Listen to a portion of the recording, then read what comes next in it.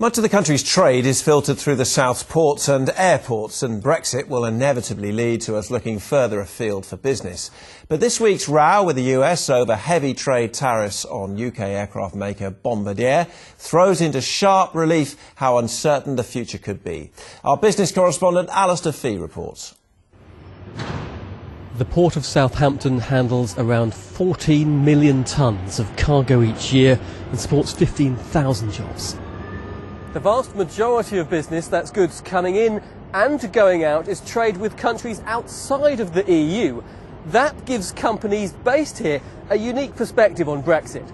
We're not dealing with intra-EU trades here, we're dealing with ships coming deep sea from the Far East, the Americas, India, Pakistan. So our trades here are not essentially European trades, so we are sheltered from those impacts. That confidence is borne out by a boom in another direction of travel. This is the UK's #1 route for exports. And that, for the most part, means cars. Nowhere in the country handles more vehicles. Hundreds of thousands pass through here every year.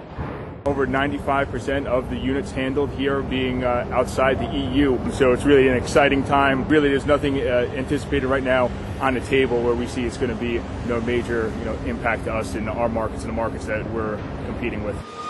But expansion elsewhere at the port tells a different story that's more vulnerable to Brexit. I'd like them to leave everything as it is.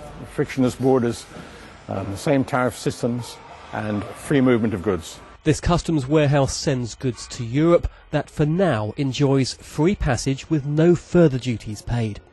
I just can't see how you could end up in a system that would work if every single thing that was sent out of here had to be imported again into France.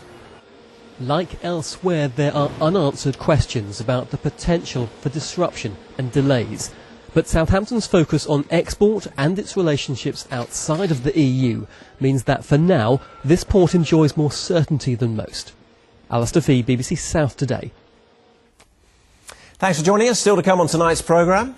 D-Day for Hampshire, a dramatic final day of the county championship season as they bid to stay in the First Division.